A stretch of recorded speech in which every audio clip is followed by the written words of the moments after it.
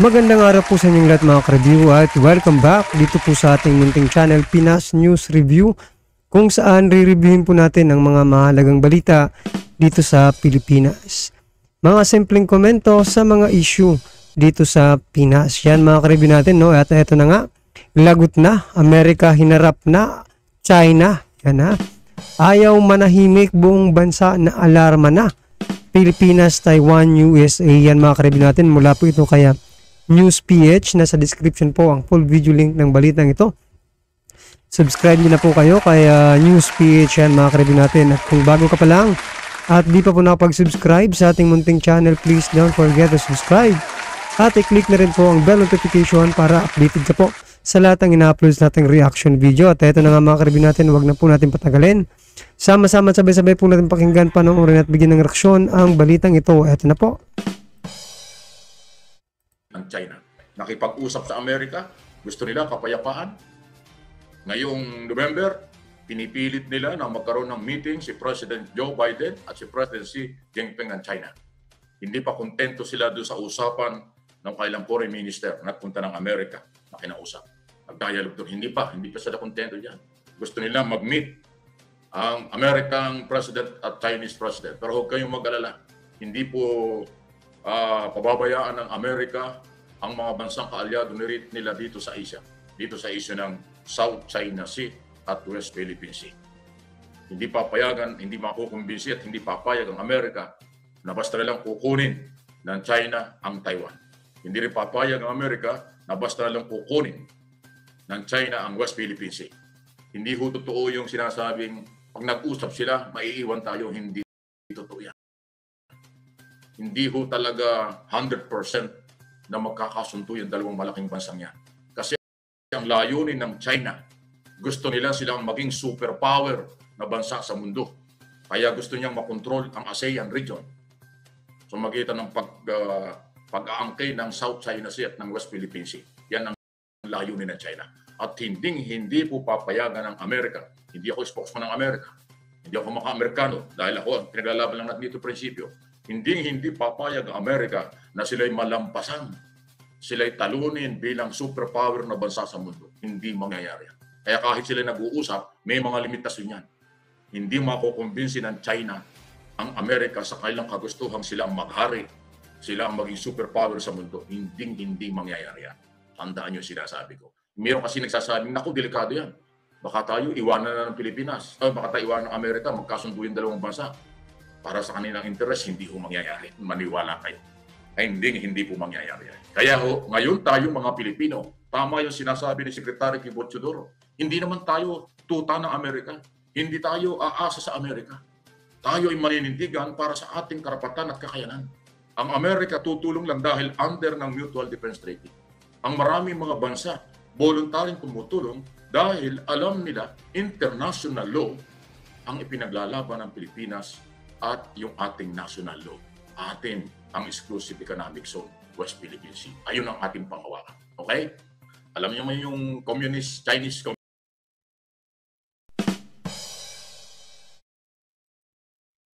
So yan mga ka-review natin, mapapaisip ka rin, no, mga ka-review, na iba, bakit pa mag-uusap, no, itong si President Xi Jinping, mga ka-review, at si President Biden, mga ka-review natin, kung, di ba, ano kaya ang kanilang pag-uusapan? Mga ka-review natin, talagang medyo mapapaisip ka rin, ha? Kasi nga po, tama naman yung sinasabi ni Sir Mike na hindi tayo iiwan ng US, mga ka-review natin. Kasi nga po, mayroon po tayong Mutual Defense Treaty, mga ka-review. So, ang naisip ng, ano ko lang mga ka-review natin, hindi ko lang maintindihan, kung bakit kailangan pang mag-usap, no, ni Biden at Xi Jinping, mga ka-review. So, sa bagay, mga ka-review natin, maganda rin po ito. Kasi kung masolusyonan nila na walang gera, di ba? At masolusyonan nila na pabor sa Pilipinas, mga ka-review natin, okay tayo dyan, di ba? Kung pabor sa Pilipinas. Paano kung, paano lang naman, di ba? Huwag nating tanggalin yung instances, mga ka-review natin, na paano naman kung paboran, di ba, ng US ang China, mga ka-review natin. Kasi hindi naman yan makikipag-usap kung walang chances, di ba? Bakit pa sila mag-uusap kung wala rin naman, di ba, mga ka-review? So, may mga chances na posibleng ganun ang mangyari. Huwag po natin tanggalin ng mga ganun pangyayari. Para din naman makapaghanda tayo, di ba, mga ka-review natin? Mahirap din naman kung puro na lang po tayo asa, no? Kasi nga po, di ba? Once na binigyan ka ng chance na makipag-usap para ayusin yung isang gulo, di ba? Hindi natin alam kung papanig sa atin ang kapalaran, di ba? Or papanig sa China ang US. Pero sa palagay ko, mga ka-review natin, panig na nga sa atin ng US, di ba? Yun nga lang, tama po. Yun nga lang po kasi baka mag-turn, no? Upside down ang mga pangyayari. Hindi po natin alam kung ano ang kanilang pag-uusapan. Kaya better na maging prepared po ang Pilipinas sa kung ano man po, no? Yung mapapag-usapan ni Xi Jinping at ni President Biden, mga ka-review natin. At yung ating national law, atin ang exclusive economic zone, West Philippines. Ayun ang ating panghawakan. Okay? Alam niyo man yung Chinese communist government, di ba? O yung sinasabi nila, hindi sila komunista pa rin ang dating. Na-influensyahan ng kailang gobyerno o kailang mga mamamayan gamit ang social media at media sa China na talagang masama, pinasasama ang imahe ng Pilipinas sa buong China at ang Pangulong Marcos. Grabe po ang paninira, pati yung dating Pangulong Ferdinand Marcos Sr. idinamay na ng paninira ng mga social media at ng media at ng mamamayan ng China sa buong bansa nila. Kaya alam niyo, bilyon ang tao dyan. Hindi lang natin lahat maintindihan ang kanilang mga lingwaheng ginagamit dahil Chinese ang kanilang ginagamit. Pero sa mga news na lumalabas na mayroong mga sa interpretation ng mga Pilipinong nakakaintindi sa mga ginagawa ng China, massive po. Parang lumalabas, talagang inimpluwensyahan ng People's Republic of China, ng kailang gobyerno, ang kailang mga mamamayan, masama ang Marcos, masama ang Pilipinas. May akusasyon pa silang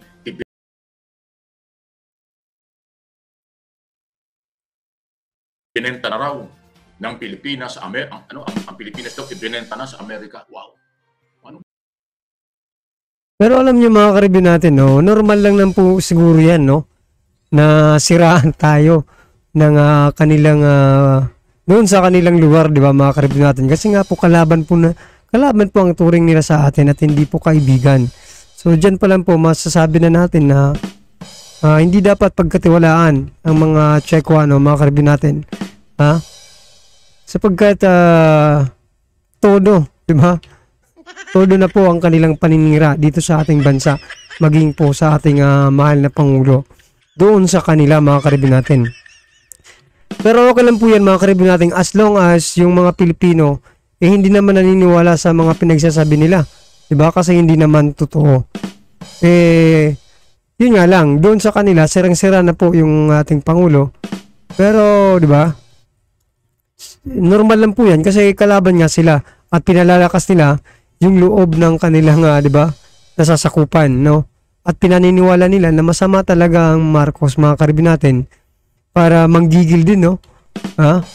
Manggigil din itong mga Chekwa dyan sa China, dito sa ating Pangulo. Pero hindi patas yung niya, mga ka-review, meron na silang pangharas, pambubuli dito sa West Philippine Sea. Pati social media, tinitira na rin nila yung ating Pangulo, mainstream media sa kanila. No? Talagang iba rin China. Magpropaganda, no, mga ka-review, talagang consistent sa paninira nga lang, mga ka-review natin. Hindi talaga nila iniintindi ang international law, independent foreign policy, at saka po yung mutual defense treaty. Lahat yun wala sa kanila. Kaya yung malalim na relasyon between Amerika at Pilipinas, pinapalabas ng Chinese government at ng kanilang mga media, social media, sa kanilang mga mamamayan at sa buong mundo na kanilang mga mamamayan, na ang Pilipinas ay ibinenta sa Amerika. Yan nga po, mga ka-review natin Kasi nga po wala na pong naniniwala sa kanila. Buong mundo po ay hindi na po naniniwala sa China, mga ka-review natin. No? Kaya nga po ginagawa nila, mga ka-review natin, para hindi mawala yung focus ng kanilang mga tao sa China, no? Gagawa na lang po sila ng sarili nilang mga article or mga post sa social media, mga ka-review natin, na ganito ang Marcos, di ba? Pinaniniwala na lang nila yung mga Chinese, no, mga ka-review, na masama ang Marcos kasi nga kung ilalabas pa nila sa diba, sa ibang bansa na ganito, wala na naman maniniwala sa kanila. Kaya siguro ko nagdadalawang isip na yung mga tao sa China, mga ka-review natin, kung maniniwala pa ba sila dito sa mga pinagsasabi ng kanilang presidente, diba?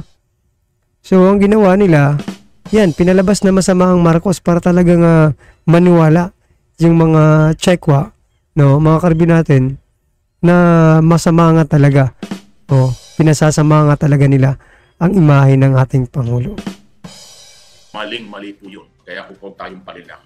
At pati po yung mga dating kaso, dating issue sa mga Marcos, hinuhukay ng Chinese media at social media.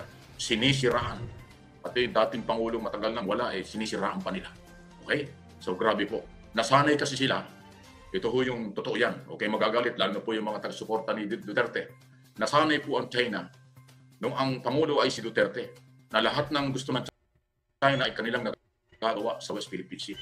Kaya puri-puri nila, gustong-gusto nila si Duterte. Parang maswerte sila dahil nagkaroon tayo ng Pangulong Duterte na nagawa ng Chinese government at ng kanilang mamamayan ang kanilang gusto sa West Philippine Sea. Kaya sikat na sikat yung Duterte sa China dahil kakampi. At ang feeling ng China, kakampi nila si Duterte o kinakampihan sila.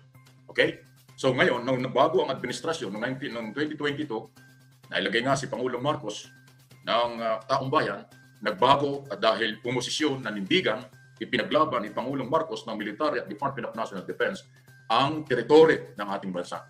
At hindi ho ito pwedeng makuha ng kahit sino. Yan ang paninindigan ng gobyerno. Aba, nagalit na ang China. At ngayon ay tuloy-tuloy na yung paninira nila at pinapalabas dahil sa paninindigan ng ating gobyerno sa ating teritoryo, pinapalabas na tayo ay ibinenta na sa Amerika. So malaking panlilin lang ito. Kaya po ito pinapaliwanag, definitely, gagamitin po ito ng mga pro-China, vlogger at media. Gagamitin ito ng mga kuno ay nagmamalasakit sa ating bansa, pero pro-China sila. Yung ginagawa sa China, gagawin din dito sa atin ng kanilang mga supporters sa followers. Kasi nga yung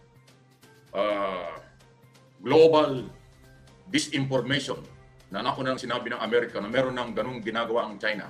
Global disinformation para linlangin ang buong mundo at paniwalain sa kanilang paniniwala ang China. So yan, mga ka-review natin, ano po ang inyong masasabi dito sa balitang ito, no? Di nga tinitigilan itong USD, tinigilan ng China, mga ka-review. Bakit? Kasi nga po di ba, makikipag-usap nga daw po, mga ka-review natin, ngayong November, no? Itong si Xi Jinping dito kay US President Joe Biden, mga ka-review natin. At yan nga po ang nakakabahala, pero wala rin naman tayong magagawa kung mag-uusap sila, di ba? Pero kung para sa kapayapaan, suportahan po natin itong pag-uusap na ito. Kung papabor po sa atin, no, mga ka-review natin, mahirap lang din po nito kung pumabor sa kanila. Nako, hindi po pwede yan. Kasi, di ba, atin nga po itong West Philippine Sea, no? Mas maganda sana kung pumabor na lang sa atin, mga ka-review natin, para wala nang problema, wala nang gera-gera pa dyan sa West Philippine Sea, no? Pero hindi po natin hawak ang kapalaran kung ano po ang magiging desisyon ni Joe Biden, ni President Joe Biden at ng kung ano man po ang kanilang pag-uusapan, no? Wala pa naman po, mga ka-review natin, right? Alright, mga ka-review natin, ano man po ang reaksyon, i-comment lang po sa baba para at least alam po ng ating mga kababayan ang inyong nararamdaman patungkol po dito sa isyong ito, no? Yan, mga ka-review natin, kung bago ka pa lang at di pa po nakapag-subscribe sa ating munting channel, please don't forget to subscribe at i-click na rin po ang bell notification para updated ka po sa lahat ng ina-upload sa ating reaction video. Yan, mga ka-review natin, at huwag din pong kalimutang mag-subscribe kay News PH. Nasa description po ang full video link ng balitang ito. Subscribe na po kayo kay News PH. Maraming salamat po.